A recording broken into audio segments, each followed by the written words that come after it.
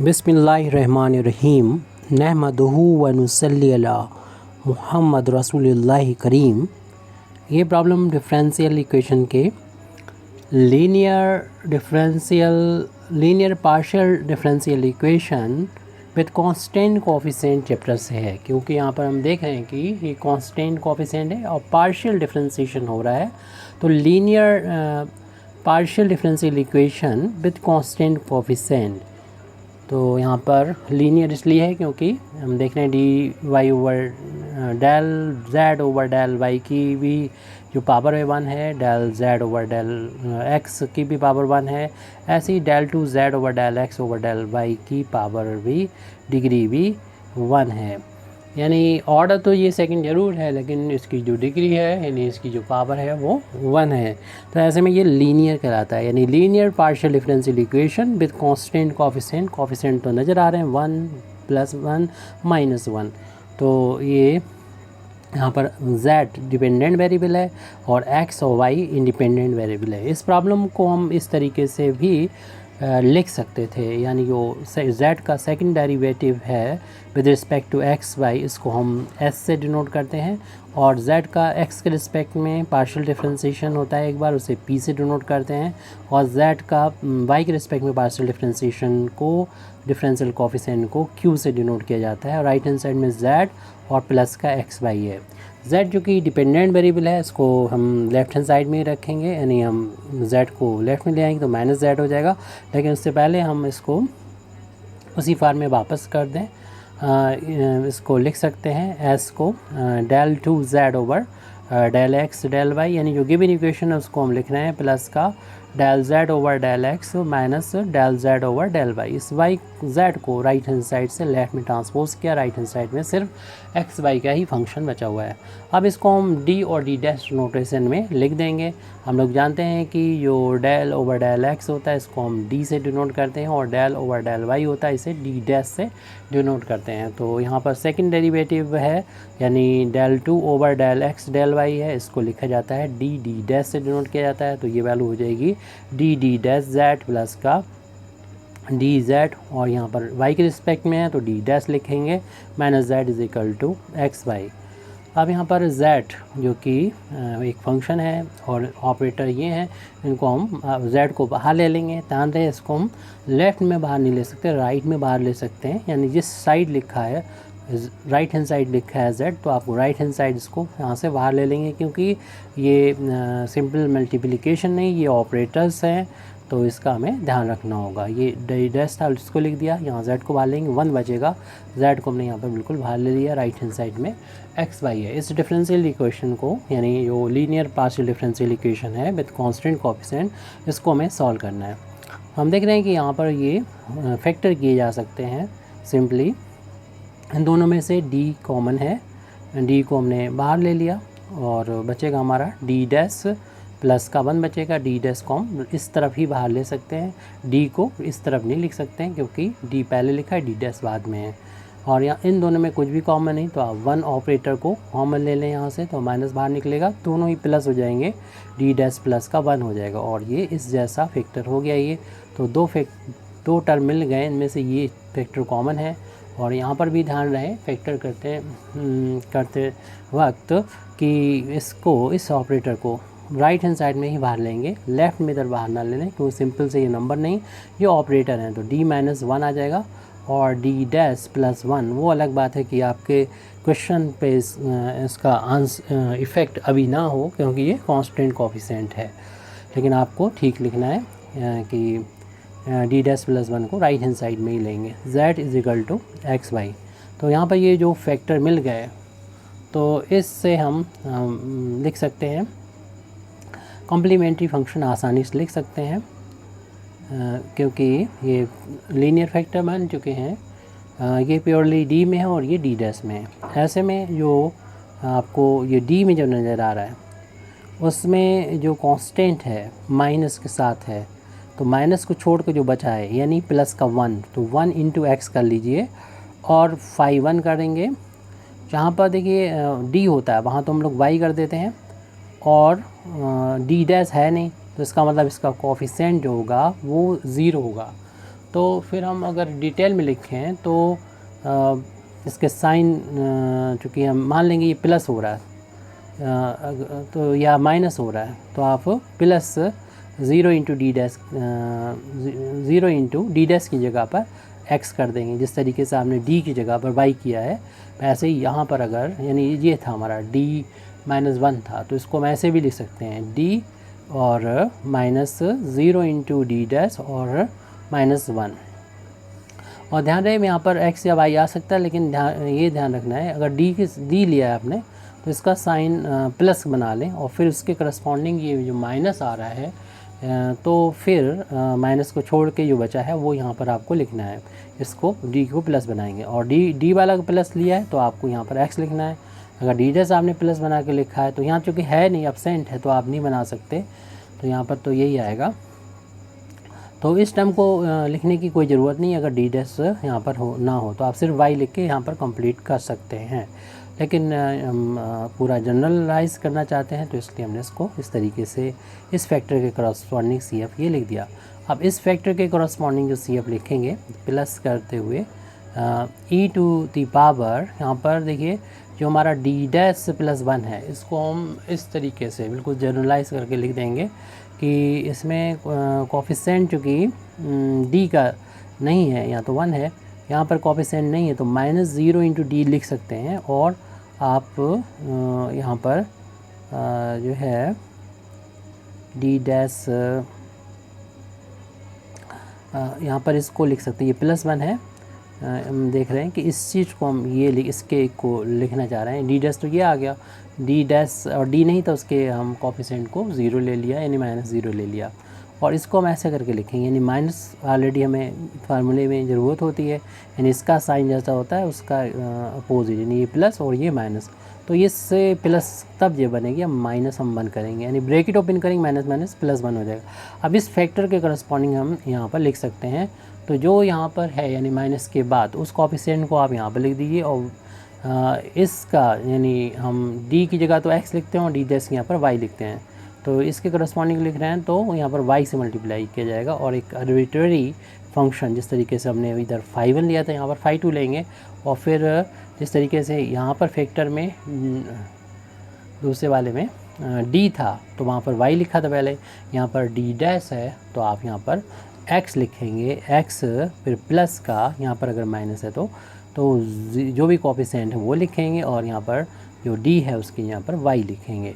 क्योंकि ये फैक्टर था ही नहीं, ये टर्म था नहीं, तो आप इसको छोड़ सकते हैं, डायरेक्ट लिख सकते हैं। हमने इसको जनरलाइज करने के लिए इसको लिख के आपको कायदा दिखाया है, तो आप इसको डायरेक्ट यहाँ से इस वाले स्टेप को लिख सकते हैं, corresponding function equal to e to the power x phi1 into y कर देंगे, यानी ये इसके करस्पॉन्डिंग CF ये आ गया और पार्ट ऑफ CF है ये, और इसी तरीके से इस फैक्टर के करस्पॉन्डिंग पार्ट ऑफ CF हो जाएगा e टू द पावर, ये प्लस है तो आप माइनस कर दीजिए और phi2 फंक्शन और इस डी डैश की जगह पर x कर देंगे, वो लिख यहाँ पर 0 इंटू वाई 0 हो जाएगा।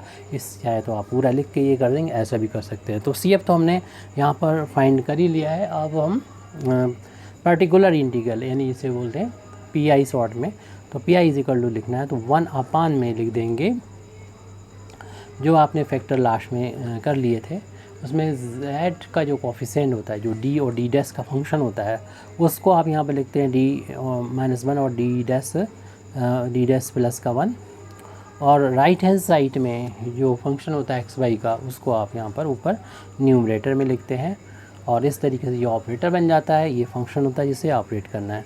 क्योंकि ये पॉलिनोमियल है और इसलिए इसको बाइनोमियल में बदल देंगे, तो इसे बदलने के लिए आपको इसकी d की इंक्रीजिंग पार्टर में लिखना होता है d और d डैश की।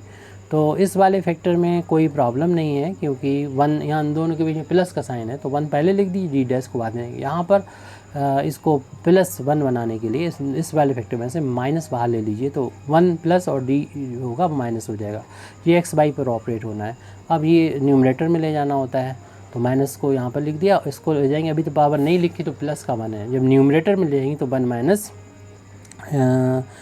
d की पावर -1 हो जाएगी। इसी तरीके से 1 प्लस d डैश की पावर यहाँ पर -1 हो जाएगी और फंक्शन जो है x/y है। तो आप अब यहाँ पर इसका एक्सपेंसन कर देंगे बाइनोमियल थ्योरम का यूज़ करते हुए। ये पर्टिकुलर इंटीग्रल के इक्वल चल रहा है। अभी हम बाइनोमियल थ्योरम को पहले नोट कर देते हैं, लिख देते हैं, उसके बाद जो है इसको आगे करते हैं। बाइनोमियल थ्योरम होती है 1 + x की पावर n, ये जनरलाइज फार्मूला हमने कर दिया है। 1 + nx + n-1 upon factorial 2 x² + n-1 n-2 upon factorial 3x³ plus and so on to infinity होता है अगर n की वैल्यू जो है वो होल नंबर नहीं होती है, यानी फ्रैक्शनल वैल्यू हो, निगेटिव वैल्यू हो, यानी 1/, फ्रैक्शन वैल्यू हो या निगेटिव वैल्यू हो, तब आपका इसमें नंबर ऑफ टर्म इनफाइनाइट होते हैं इस बाइनोमियल थ्योरम में। जैसे कि हमारा देखने यहाँ पर -1 है, तो ये इसका एक्सपेंशन में इनफाइनाइट टर्म होंगे, इसके एक्सपेंशन में इनफाइनाइट टर्म होंगे। देखिए ये डी ऑपरेटर है, ये बताता है कि डिफ्रेंशिएट करना है हमको x के रिस्पेक्ट में, ये डी डैश बताता है y के रिस्पेक्ट में डिफ्रेंशिएशन करना है। तो हमें ज़्यादा टर्म इसके नहीं लेना होंगे क्योंकि x और y दोनों की पावर 1 है, तो बस एक बार ही डिफ्रेंशिएशन में कांस्टेंट हो जाते हैं, 2 बार डिफ्रेंशिएशन में तो 0 हो जाएंगे, इसलिए हमें ज़्यादा पावर नहीं लिखना है। तो हम फिर भी हम 2 पावर तक इसको लिख देते हैं, इनका एक्सपेंशन कर देते हैं इस फार्मूले के थ्रू। क्योंकि इस फार्मूले देखिए इधर माइनस आ रहा है, तो इसको हम जो 1 - d है उसको 1 + -d इस तरीके से लिख के इसका फिर एक्सपेंशन कर सकते हैं। थोड़ा सा डायरेक्ट करेंगे तो x की जगह पर -d होगा, इस फार्मूले के यूज़ करेंगे। और पर्टिकुलर इंटीग्रल की वैल्यू हमारे अगले पेज पर आ रही है। तो particular integral is equal to minus शुरू में ही है, तो फार्मूला होता है, बोलेंगे हम फार्मूला और लिखेंगे जो हमने अभी बताया कि -d की जगह पर x है और n की जगह पर -1 है। तो 1 + n x + n-1 अपान फैक्टोरियल 2 x²। तो हमने जैसे बोला कि 2 ही टर्म लिखेंगे, एंड सो ऑन कर देंगे। फिर हम दूसरा डी डैश वाला जो है इस वाले में यूज़ करेंगे। यहाँ पर x यहाँ पर यानी फार्मूले का हमारा जो x है उसके यहाँ पर डी डैश है और n की जगह -1 अगेन इसमें है, तो फार्मूला होता है, फार्मूला हम बोलेंगे, लिखेंगे जो भी हमने आपको बता दिया है कि x की जगह पर हमारा डी डैश है, n की जगह पर -1 है, तो फार्मूला होता है 1 + n x + n-1 upon factorial 2 x² plus and so on कर देंगे। और ये ऑपरेटर x/y पर ऑपरेट होना है। उसके बाद अब यहाँ पर ब्रैकेट ओपन करेंगे, माइनस प्लस हो जाएगा, तो 1 + d। और देखिए दोबारा से हम देख रहे हैं कि यहाँ पर माइनस प्लस हो जाएगा क्योंकि ये -1 और ये -1 -1 -2, तो -1 और -2 का इंटू +2 आ जाएगा। और 2 अपान फैक्टोरियल 2 की वैल्यू भी 1 × 2 होती है, और माइनस का स्क्वायर प्लस होता है, d² आ जाएगा प्लस एंड सो ऑन। इस चीज़ को आप डायरेक्ट भी कर सकते हैं। दूसरा वेक्टर हमारा 1 और यहाँ पर माइनस का d डैश हो जाएगा प्लस माइनस की इंटू माइनस, ये भी देखिए -1 और ये -2 प्लस का 2 आ जाएगा, और अपान में फैक्टोरियल 2 की वैल्यू भी 2 होती है यानी 1 × 2 होती है, और ये d² plus and so on, और ये x/y। तो अब यहाँ पर 2 से 2 ये कैंसिल हो जाएगा, 2 से 2 यहाँ पर भी देख रहे हैं ये कैंसिल होता हुआ नज़र आ रहा है। इसके बाद आप अगला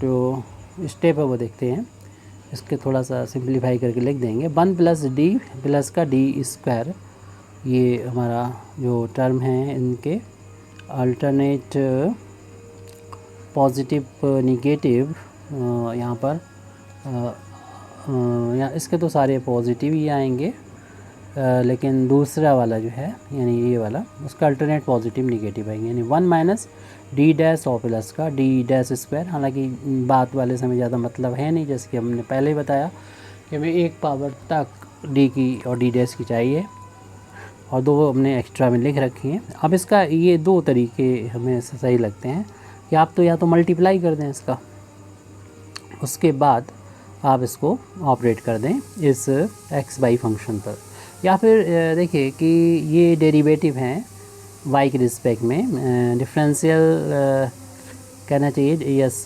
डिफरेंशिएट कर रहा है 2 बार इस फंक्शन को, तो इस y के लिए क्योंकि पार्शियल डिफरेंशिएशन है, y के लिए x कांस्टेंट है, तो x को हम यहाँ से बाहर लिख सकते हैं, इसको ऐसे भी कर सकते हैं। हम दोनों तरीके बता देंगे, पहले हम यहाँ से यानी फर्स्ट मेथड यहाँ से बता रहे हैं, सेकंड बाद में बता देंगे। तो x को हम पहले लिख देते हैं डी प्लस का डी स्क्वायर x, क्योंकि ये x से यहाँ से छन के बाहर आ जाएगा, x यहाँ से, क्योंकि ये y के रिस्पेक्ट में पार्शियल डिफ्रेंसिएशन हो रहा है, y के लिए x कांस्टेंट है। तो 1 माइनस डी डैश प्लस का डी डैश स्क्वायर और माइनस एंड सो ऑन, यहाँ पर लिख दीजिए y, ये बचा हुआ है। तो अब ये ऑपरेटर x इस सिर्फ x पे ऑपरेट होगा, तो ये बन जाएगा x ऑपरेटर ऑपरेटर पर x जाएगा, और ये d का मतलब होता है कि x के रिस्पेक्ट में x पार्शली डिफ्रेंशिएशन करना है x का, तो 1 आ जाएगा, और 2 बार डिफ्रेंशिएशन करेंगे 0 हो जाएगा, बाकी के सारे टर्म 0 ही हो जाएंगे इस ब्रैकेट के अंदर। ऐसे ही इसमें ऑपरेट करेंगे y मिलेगा माइनस का, ये एक बार डिफ्रेंशिएशन करेंगे तो 1 आ जाएगा, 2 बार डिफ्रेंशिएशन करेंगे 0, बाकी के सारे टर्म 0 0 हो जाएंगे। सिर्फ हमारे पास यहाँ जो बच रहा है तो x प्लस का 1 बच रहा है और ये y माइनस का 1 बच रहा है, जिनका मल्टीप्लिकेशन आपको करना है, कर लीजिए। माइनस साइन को बाहर रखिए, तो x का इंटू इसमें करेंगे x y मिलेगा, इसका इंटू यहाँ पर करेंगे माइनस x, 1 का यहाँ पर करेंगे y में प्लस का y, और प्लस माइनस का इंटू जो होगा माइनस का 1 आ जाएगा।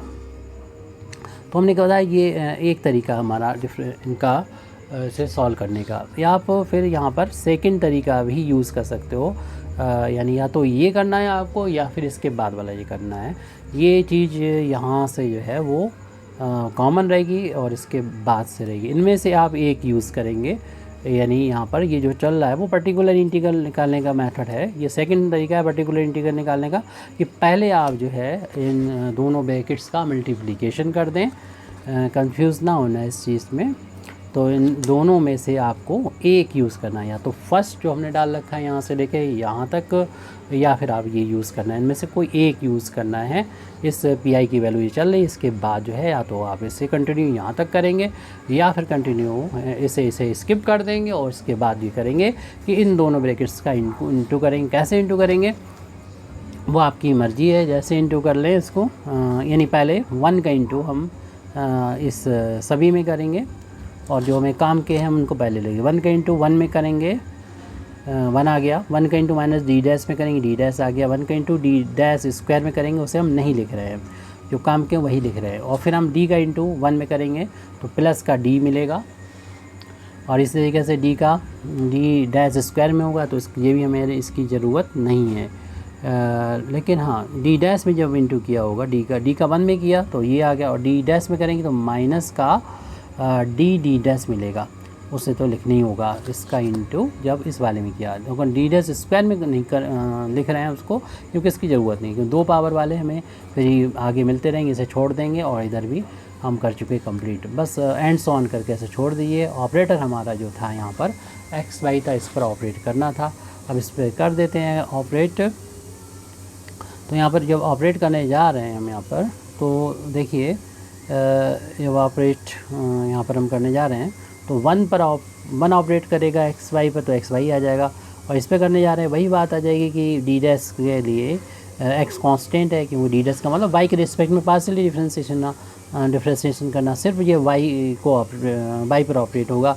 ऐसे यहाँ पर ये डी है तो वाई बाहर आ जाएगा, डी एक्स पर अप्लाई हो जाएगा, माइनस डी डैश है, ये दोनों के लिए है, एक्स वाई के लिए तो ये रहेगा, प्लस एंड सो ऑन कर देंगे, और बाकी होंगे इसके 0 हो जाएंगे। तो माइनस एक्स बाई ऐसे लिख दिया जाएगा, और ये डी डैश मतलब वाई का वाई के रिस्पेक्ट में डिफ्रेंशिएशन 1 हो जाएगा, ऐसे एक्स का एक्स के रिस्पेक्ट में डिफ्रेंशिएशन 1 हो जाएगा। माइनस, तो पहले अगर हम डी डैश के रिस्पेक्ट में करें डिफ्रेंशिएशन तो एक्स बाहर हो जाएगा और डी डैश वाई हो जाएगा। तो जब ये सॉल्व हो जाए तो फिर आप इस ऑपरेटर डी को भी ऑपरेट करेंगे, और ये हमने कर्ली ब्रैकेट के पैरेंथेसिस के अंदर कर्ली ब्रैकेट अप्लाई किया है, और माइनस एक्स वाई और माइनस एक्स इंटू 1 एक्स हो जाएगा, वाई इंटू 1 हो जाएगा। और फिर यहाँ पर पहले सॉल्व कर लें इसको, यानी यहाँ पर एक्स कर्ली ब्रैकेट में रखें, और ये वाई का डिफ्रेंशिएशन एक्स के वाई के रिस्पेक्ट में 1 हो जाएगा, यानी ये सिंपली एक्स आ जाएगा, ये कर्ली ब्रैकेट में 1 कर दिया, minus x y minus x plus y, और ये एक्स का एक्स के रिस्पेक्ट में, ये सिर्फ एक्स ही तो बचा हुआ है जिसका हमें डिफ्रेंशिएशन एक्स के रिस्पेक्ट में करना है, और ये सारी चीज़ें ब्रैकेट के अंदर हैं और ब्रैकेट से पहले माइनस है। तो पर्टिकुलर इंटीग्रल देख लीजिए, जो मैं पहले आया था वही अभी भी आया है। तो दोनों मेथड से कोई भी एक मेथड आपको चूज़ करना है, यहाँ से या यहाँ से, ठीक है। अब ये पी आई अब यहाँ पर निकल आ जाए, यहाँ पर आप फाइंड कर लें या ये यहाँ से शुरू करें, यहाँ पर ख़त्म कर लें। इसके बाद आपको यहाँ पर आना है और फिर इसके बाद यहाँ तक रखना है। तब दोनों आ जाएँ तब आप इन दोनों को ऐड कर देंगे, तब हम कह सकते हैं इसका हमारा जो सोल्यूशन है, जो डिफरेंशियल इक्वेशन का सोल्यूशन मांगा गया था वो सोल्यूशन हमको मिल चुका है। इसको हम जनरल सोल्यूशन करेंगे। The required general solution is तो z इज़ इक्वल टू होता है कम्प्लीमेंट्री फंक्शन और प्लस पर्टिकुलर इंटीग्रल। तो कम्प्लीमेंट्री फंक्शन हम पहले ही फाइंड कर चुके थे, वो यहाँ पर लिख देते हैं आप, e की power x phi 1 y plus का e to the power minus y और phi 2 x, ये था कम्प्लीमेंट्री फंक्शन जो हमने पीछे से यहाँ से देख के लिख दिया है। और पर्टिकुलर अब हमने लास्ट में अभी फाइंड किया था पर्टिकुलर इंटीग्रल जो कि माइनस में था, तो माइनस में लिखेंगे, ब्रैकेट के अंदर था एक्स वाई प्लस का क्या था पहले प्लस का वाई लिख दिया, फिर माइनस का एक्स है और माइनस का 1। हमने अभी प्लस वाले टर्म को इसको पहले लिख दिया है और माइनस वाले एक्स को बाद में लिखा है, फिर हमने -1 लिख दिया, यानी पूरा कंप्लीट यहाँ पर हमारा सोल्यूशन हो चुका है। Thank you very much Indeed for listening me. व आखिर दावाना अल्हम्दुलिल्लाहि रब्बिल आलमीन।